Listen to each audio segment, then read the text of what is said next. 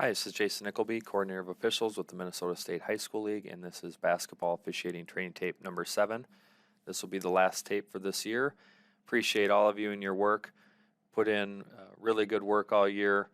Lots of good things that we're seeing out there. Keep it up as we head into the postseason. Stay safe and healthy, and good luck to all of those that are working in the postseason. And remember that when we're looking at these plays, we're not picking on any one official or team or crew. Just trying to learn from these plays and have a discussion with our crewmates as we head into our pre-games for the post-game or postseason games that we have coming up. So with that, let's take a look at some plays.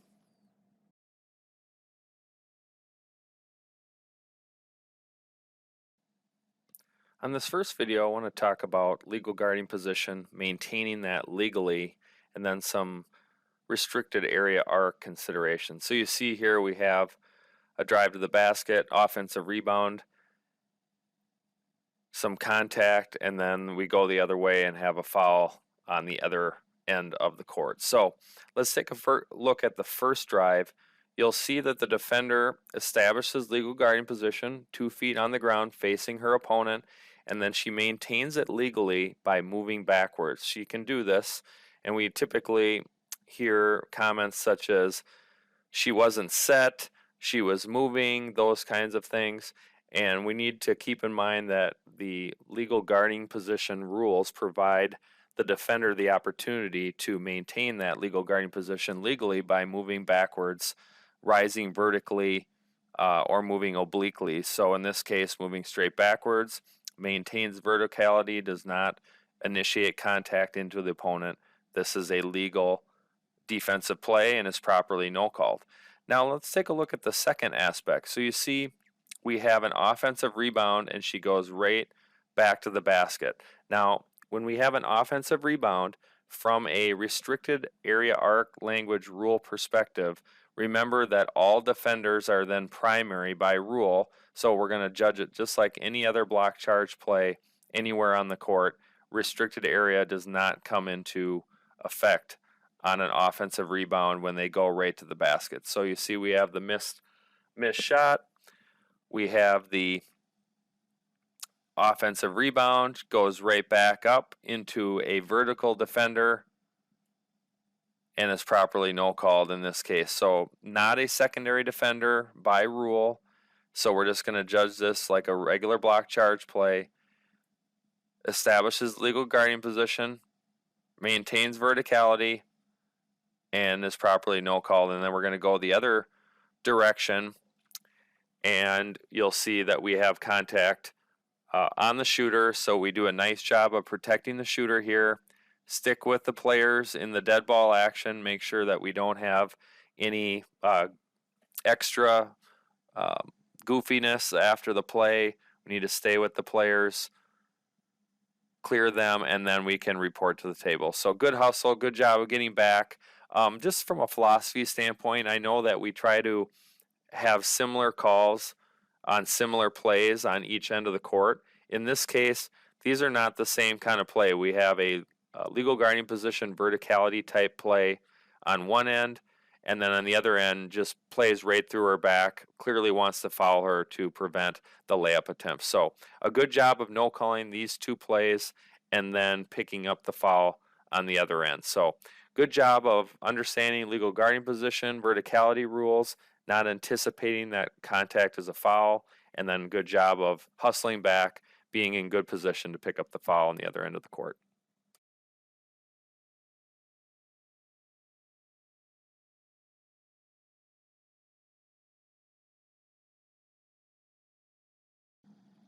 On this one, I want to talk about block charge, restricted area, and mechanics. So you see we have a drive from the center side, right from the bench area.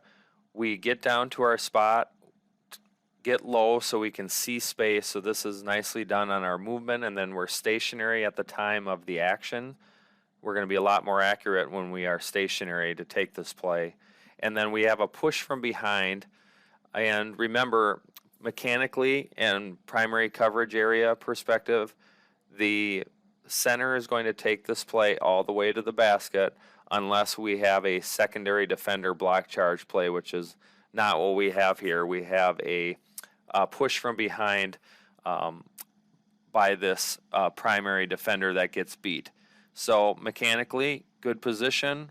We're stationary, and then we have contact in the back from behind by number 11. Now, if we believe that the secondary defender that comes over to help, number 23, it looks like, if for some reason we have the foul on her, let's keep in mind that even though she's a secondary defender and she is outside the restricted area, if contact was made by that defender, it's just a regular blocking foul. Don't signal a restricted area blocking foul. We should just signal a regular block if we are calling the foul on that particular player. But in this case, the foul is on the trailing primary defender, and because it is not involving a block charge with a secondary defender, the primary coverage responsibility lies with the center official, because remember, we're going to draw a line down the middle of the paint, and the center will take all action to their side, and including dribble drives such as this one. So well done on our positioning. We're stationary. We take this play all the way to the basket. Also a good job by the lead of having a patient whistle and allowing the center to have this play all the way and take it to the table. So nicely done mechanics wise, positioning, judgment, and then good job of trusting our partner, sticking with our primary coverages, and allowing the center to take this. So very well done all the way around by the crew on this play.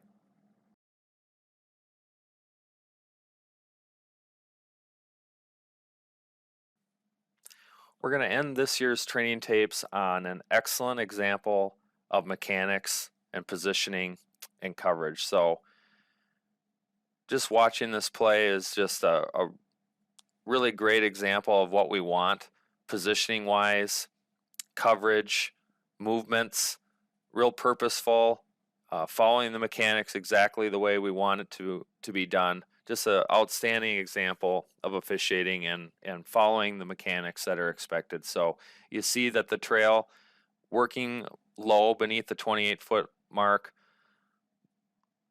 The lead is in good position, mirrors the basketball when it comes to her side, and then comes back out when it moves further towards the bench.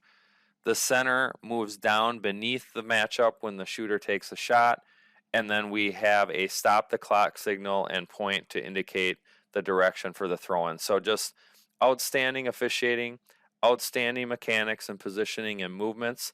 Just a really great example of what we want to see, and a good one to end our tapes on for the year. So nice job by the crew on this particular play and throughout this game.